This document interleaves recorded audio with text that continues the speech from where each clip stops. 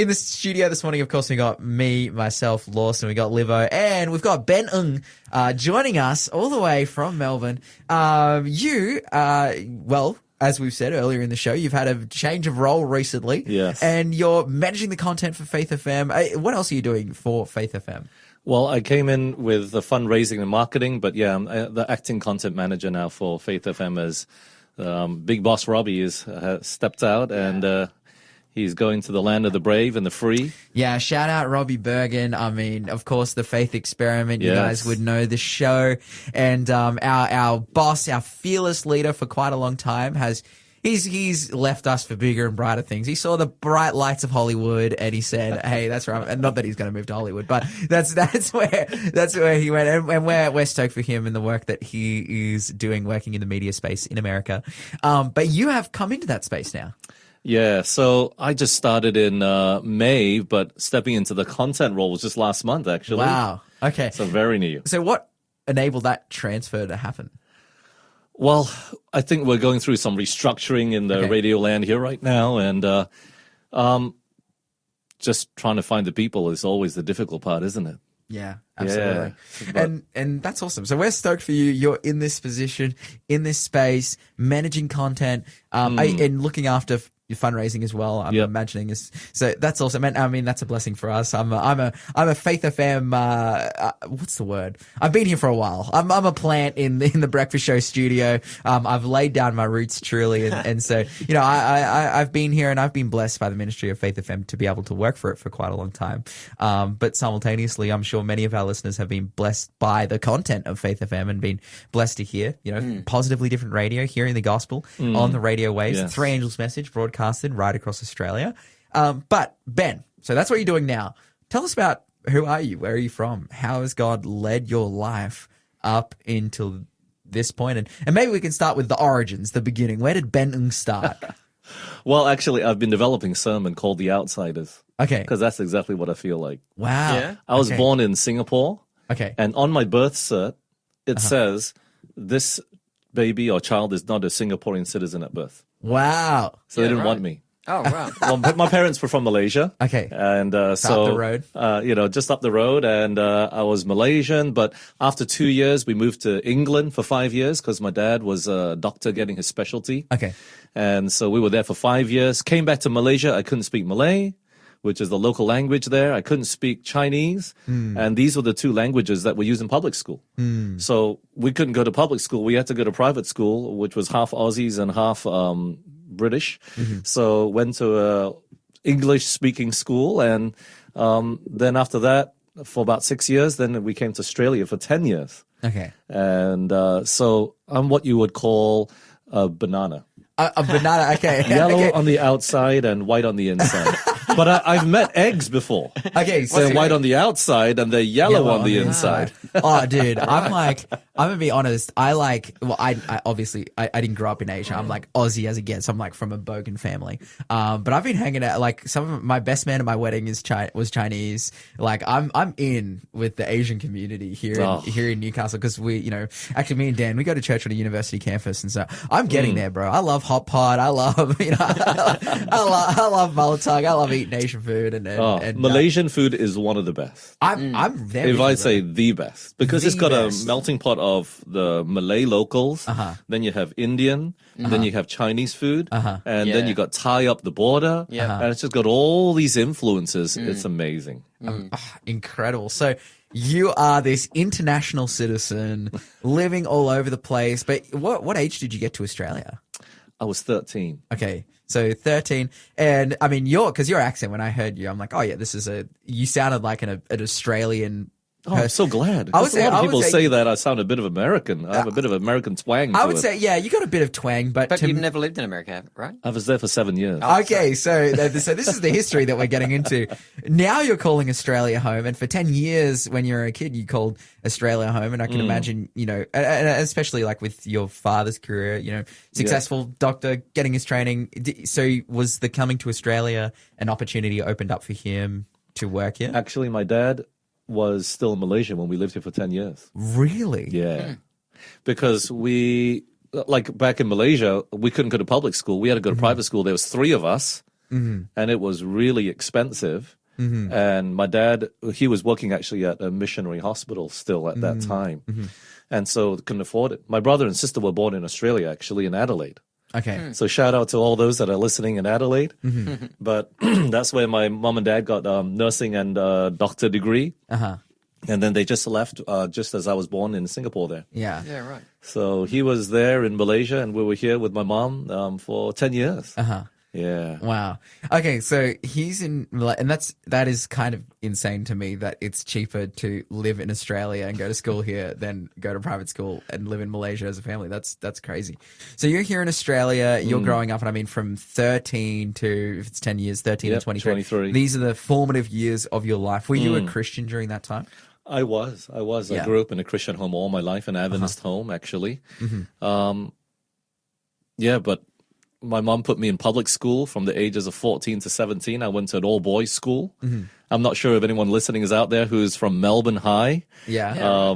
In South Yarra there, we studied, and I was not acting like a Christian at all. Okay. I was cursing up one side of the wall, then down the other side, and it just so happened that in my classroom, there was a guy that went to the same church as me. So he must have been shaking his head when he saw me.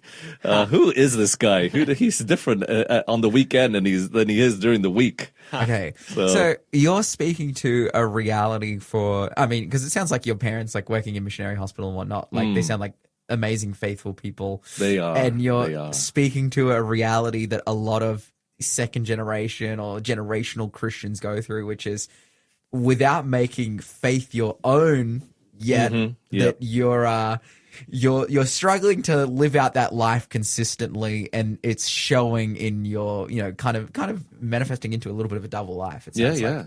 Yeah. And I was getting in fights at school. Wow. And even back in Malaysia, I was like 12 years old. I didn't know I was that bad at that time. But my teacher, English teacher, I think it was, went to the same church. Yeah. And she came up to my mom one day and said, "Shame on you. You guys call yourselves Christians." My mom was like, no. "What?" Okay. She came back and I got a beating. Yeah. So you're in the midst of a double life, non-conversion, and it's this Christian experience, that you're having, going to church on the weekend, coming to school, getting in fights, having issues, having problems. When did things change for you? When did you have that moment of like, Jesus is my savior, I want to follow him, and I want to make my life about him? Well, I studied uni at Swinburne Uni. Okay. And I studied IT because I love computer games. Okay. You know, Classic. Yeah. Diablo, StarCraft, all those things I was playing, and I was like, I don't know what to do, so I'll just do IT. And I graduated IT, started working. I hated it. Wow. I was doing coding, and during the uni days, I was on a perpetual holiday. Yeah. My coding class was on a Wednesday from 6 to 8 p.m., and I always skipped it. Yeah, wow. It was just, who stays back for 6 to 8 p.m. class, So I always skipped it. I came out not knowing coding. I was coding, and I hated my job. And then it was there that for the first time I started asking God, what should I do? I hate my job. I don't know what to do. And it was at that point that they made me youth leader as well. At your church? Yeah. Wow. Okay. And just as I started working, PricewaterhouseCoopers, one of the big five now is big four accounting companies, I was working in the IT arm, and they sent us over to Florida to be trained. And it was there that I just threw away everything I believed in. Wow. And here I was nominated for the youth leader. Wow. I came back, and I quit the youth leadership position, and I was like, you know what? I don't want to be a hypocrite. Hypocrites are the reason why people leave the church. Yeah. And it was there for the first time in my life, I prayed and said, God, if you're real, I'll follow you. Yeah. But if not, I don't want to follow you half-heartedly and just waste my time, give tithe, be at church, waste time, So it was there for the first time I started. My mom had bought these audio cassettes. This is how old I was. Yeah. All right. It's showing a bit of age. But my mom had bought these audio cassettes of this speaker talking about the Bible, Daniel. Yeah.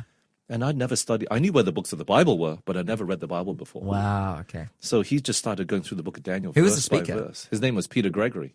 Oh, Yeah, I don't know up. who he was. I just, Yeah. okay, I pressed play and I started taking notes and then came across Daniel 2. What, this image? Who's Babylon and what? All I knew about history was Roman soldiers coloring in their armor when I was a little kid in high school, you know? Yeah. And that's where things began to change. Okay, wow. So I'm loving this story because it's ultimately, you know, you're having a real experience in life. I think that an experience, a crisis of faith, many people go through, asking the real questions. But ultimately, the thing that changed your perspective and that led you to Jesus is His Word. Yep. The primary document, the information about Him. And this is why on the Breakfast Show, you know, we're always teaching from the Bible and talking about the Bible and saying people should read the Bible. And this is why Christians, if you're listening this morning and you're not a Christian and Christians are saying, hey, you should read the Bible and you don't know what they're going on about, this is why, because your experience with God's Word and seeing the real testable, observable evidence that it is God's Word, that He knows the end from the beginning, you know, that He is a supernatural God that can do supernatural things. You're observing that and witnessing that. And it's something like the devotional book that I was starting to read on a daily basis, that I was beginning to build my relationship with God. And I still remember this one time I was at work. Well, I was late for work and I was running out the apartment. You know, the closer you live to work, the later you are. And I was late and I distinctly heard this, not a voice, but in my head, it's like, hey, you haven't read yet.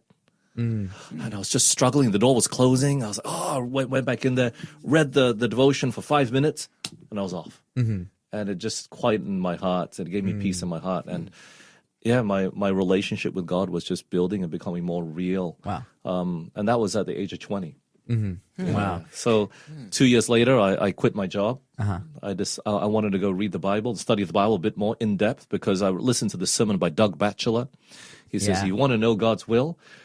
You got to go read the Bible. You got to study more the Bible. And I was like, okay, well, I really want to know because I hate my job. And so I went to this Bible school and just took all the Bible subjects. And after 4 months, I knew I wasn't going back to IT. Wow. Yeah, wow. I just loved it. Awesome.